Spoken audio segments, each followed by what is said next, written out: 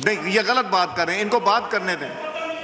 मैं मेरा ख्याल है प्रोसीडिंग्स ही खत्म कर देता हूँ, मैंने आगे से देने ही नहीं। क्यों जी, आप बताइए, आप तशरीफ नहीं थी, ये डिसाइड हुआ था एक इधर और 2 इधर, मैंने 4 इधर दे दिया, अब 8 इधर दूंगा। मैं नहीं दूंगा किसी को फ्लोर। बात सर अगर इनको पता होता, ये कोई बात तो ये जी आप बात सर, करें। मैं बहुत सारी तस्वीरें आपके लिए और वीडियो लेकर आया हूं जो आपके लिए है, इसलिए कि आप देख सकेंगे सर इसमें किस तरह के एरियाज इसमें हैं। और सर बात यह है कि बात सुनने की हिम्मत होनी चाहिए। आप बात करें, मैं नहीं दूंगा इनको।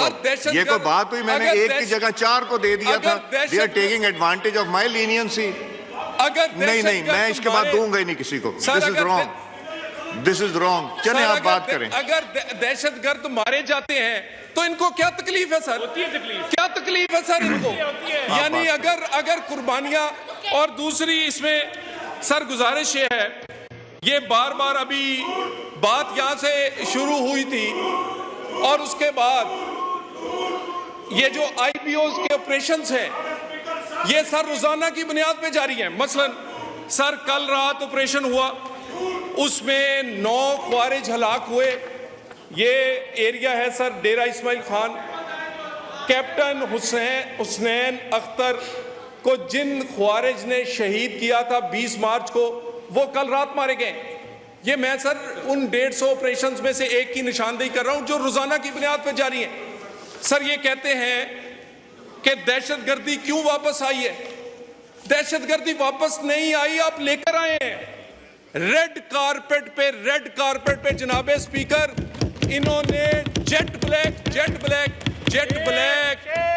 दहशतगर्द उनको ये वहां से बॉर्डर्स खोलकर आबाद किए हैं। सर दहशतगर्दी तो खत्म हो गई थी, दहशतगर्दी के लिए तो बढ़िया कुर्बानियां दी और 2017-18 में नवाज शरीफ की हुकूमत में खत्म हो गई थी। नेशनल एक्शन प्लान पे क्योंकि अमल हो रहा था। सर गुजारिश ये है कि मैं इनसे सवाल पूछना चाहता हूं। ये अभी कह रहे थे कि पूछें किसकी कितनी तनख्वाह है, किसी से ये भी पूछ लें किसकी कितनी कुर्बानियां हैं, कितने रोज खून और जवान बेटे इस धरती पे कुर्बान कर रहा है कौन, ये भी किसी दिन पूछ लें। और कहते हैं मुझे ये बता दें 18वीं तरमीम के बाद अमन व अमान का जिम्मेदारी किस हुकूमत की है, सूबाई हुकूमत की या वफाक की? मुझे जनाबे स्पीकर दहशतगर्दी की जंग की बात करते हैं, कहते हैं कि हमें पैसे दें। केपीके की हुकूमत को एनएफसी अवार्ड का 1% हर साल जो पिछले 20 साल से दहशतगर्दी की जंग में केपी की हुकूमत को मिल रहा है, जो 800 अरब से जायद है। जनाबे स्पीकर ये बता दें कि सीटीडी काउंटर टेररिज्म फोर्स कितने जिलों में बनाई है?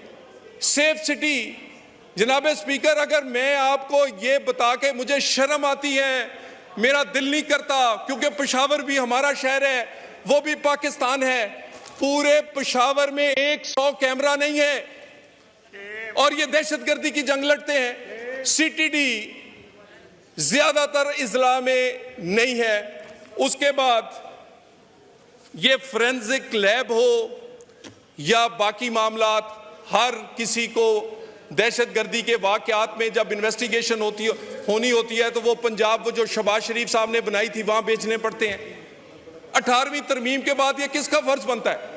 और नेशनल एक्शन प्लान में वाज़ेह है, आधी जिम्मेदारी अगर वफाक की है तो आधी से जायद जिम्मेदारी सूबों की है। सूबों की जिम्मेदारी किसने पूरी करनी है? 13 साल से सीटीडी का डिपार्टमेंट ये वहां पर नहीं बना सके, ये वहां पर सेफ सिटी नहीं बना सके, ये फोरेंसिक लैब नहीं बना सके, और तो और ये जो दहशतगर्द पाकिस्तान से भाग गए थे, जो दहशतगर्द पाकिस्तान से निकाल दिए गए थे, ये उनको भी वापस लाकर आबाद किया इन्होंने। तो जनाबे स्पीकर, ये कटलान के वाक़े को पॉलिटिसाइज कर रहे हैं, कटलांग के वाक़े पर सियासत कर रहे हैं। ये उसी तरह सियासत की जैसे इन्होंने जाफर एक्सप्रेस पे की। इनसे पूछें बन्नू में रमज़ान शरीफ में अफ्तारी के टाइम पर बन्नू कैंट पर खुदकश हमला हुआ, इन्होंने उसको कंटेम नहीं किया, इन्होंने उसकी मजम्मत नहीं की।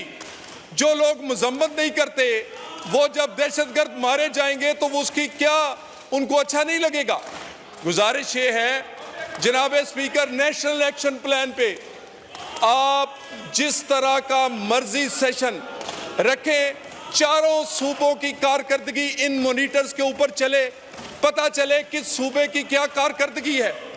कहते हैं कि जी दहशतगर्दी सरहदों से आती है और भाई जो शहरों में आबाद है उसको किसने ख़त्म करनी है, और ख़त्म जज्बे से होगी, ख़त्म आपके फ़र्ज निभाने से होगी। ये ख़त्म दहशतगर्दों का साथ देने से, रेड कारपेट बिछाकर 4000 लाकर आबाद करने से नहीं होगी। और कहते हैं कि उनका काम नहीं है कि हुकूमतें बनाएं और गिराएं। हाँ, 2018 में उन्होंने हुकूमत बनाई थी, आरटीएस बिठाया था, ना वो रहे हैं ना वो पॉलिसियाँ रही हैं। अब की इस्टेब्लिशमेंट क्लियर है, अपना फ़र्ज निभाती है, हुकूमत के साथ खड़ी है और पाकिस्तान के मुफाद के साथ खड़ी है। जनाब स्पीकर, ये पहला मुल्क है जिसमें एक जमात जो दहशतगर्दों का साथ देने के लिए बड़ी खुशी, कभी कहते हैं दफ्तर खोल लें, कभी कहते हैं इन्हें बात कर लें, कभी कहते हैं इनसे बात करें। उससे बात कैसे कर सकते हैं जिनके हाथ में बंदूक है? जो बात ही गोली से करते हैं उसका जवाब भी गोली से दिया जाएगा।